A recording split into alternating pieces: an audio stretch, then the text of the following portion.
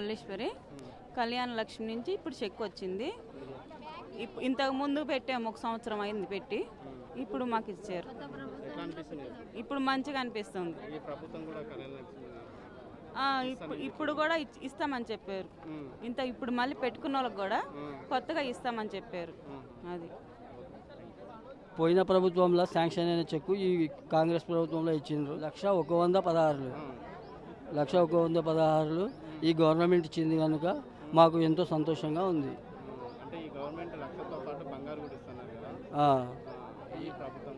ఈ ప్రభుత్వం కూడా మంచిగానే సంతోషంగా ఉంది మాకు.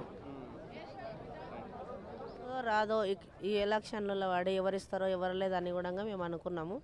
ఇప్పుడు మంచిగా వచ్చినందుకు పిలిచి మరి ఇచ్చిండ్రు. మాకు కూలి చేసుకునే వాళ్ళకి కూడా ఇచ్చిండ్రు మంచిగా. మాకు ఈ కాంగ్రెస్ వచ్చినాక ఇచ్చింది. మాకు చాలా సంతోషంగా ఉంది, మంచిగా ఉంది. బ్యాంకులో వేసుకోమని కూడా వాళ్ళ దగ్గరుండి చూపిస్తున్నారు. మాకు మేము కూలి చేసుకుంటాం, మేము చదువుకుంటున్నాం కాదు.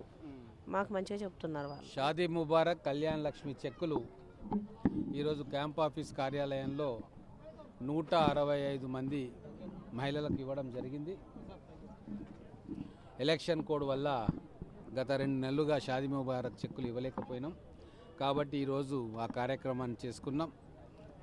గతంలో లాగా మీ వాళ్ళ, నా వాళ్ళ, నీ పార్టీ నా పార్టీ అని చెప్పి కాంగ్రెస్ ప్రభుత్వం చూడట్లేదు. ఎవరు లబ్ధిదారులుగా ఎంపికైనా, ఎవరు ఎంపిక చేసినా వాళ్ళని పిలిచి ఈరోజు షాదీ ముబారక్ చెక్కులు ఇచ్చినాం. అంటే ప్రజాక్షేమం కోసం ప్రజలందరూ మా వాళ్ళే అనే భావనతోటి సేవకులుగా ఈరోజు కాంగ్రెస్ ప్రభుత్వంలో ఉన్న ప్రజాప్రతినిధులు పనిచేస్తూ ఉన్నారు. మా ముఖ్యమంత్రి గారు కూడా మనం అందరం కూడా సేవకులుగా ఉండి ప్రజలకు సేవ చేయాలి తప్ప పాలకులుగా ఉండి జులుం చేయొద్దు, అధికారం చెలాయించొద్దు అని చెప్పి మాకు స్పష్టమైన ఆదేశాలు ఇచ్చిండ్రు. ఇకపైన మేము కాంగ్రెస్ ప్రభుత్వం ప్రకటించిన 6 గ్యారెంటీలు కూడా ప్రతి ఇంటికి వెళ్ళి అప్లికేషన్ ఫామ్స్ ఇచ్చి నింపించుకొని ఎవరు ఏ పథకానికి అర్హులో ఆ పథకాన్ని ఎటువంటి దళారీ వ్యవస్థ లేకుండా డైరెక్ట్గా వాళ్లకు అందించే కార్యక్రమం కాంగ్రెస్ ప్రభుత్వం రేవంత్ రెడ్డి గారి నాయకత్వంలో చేస్తుంది. ప్రజలందరూ కూడా ఈరోజు చాలా సంతోషంగా ఏవైతే మున్సిపాలిటీలో కావచ్చు, గ్రామాల్లో కావచ్చు, ఏదైతే ప్రభుత్వ అధికారులు కౌంటర్లు ఓపెన్ చేసిండ్రో అక్కడికి వెళ్ళి ఫామ్లను నింపి వాళ్ళు ఆ ప్రభుత్వ అధికారులకు అందజేస్తూ ఉన్నారు. వాటన్నిటినీ జిల్లా కేంద్రంలోకి తీసుకొచ్చి కంప్యూటర్ల ద్వారా వాటిని ఫీడ్ చేయించి భవిష్యత్తులో ఎవరు ఏ పథకానికి అర్హులో నిర్ణయించి వాళ్లకు ఆ పథకాన్ని వర్తింపజేసే ప్రయత్నం కాంగ్రెస్ ప్రభుత్వం చేయబోతూ ఉన్నది. కొత్త సంవత్సరం రాబోతూ ఉంది కాబట్టి గతంలో జరిగినవన్నీ మర్చిపోదాం.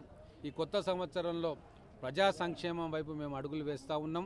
పార్టీల భేదం లేకుండా, కులాలు మతాల ప్రస్తావన లేకుండా తెలంగాణను అభివృద్ధి బాటలో నిలిపేందుకు మా కాంగ్రెస్ ప్రభుత్వం కృషి చేస్తూ ఉంది. దీనికి ప్రజలు కూడా సహకరించాలని చెప్పి నేను కోరుతా ఉన్నాను.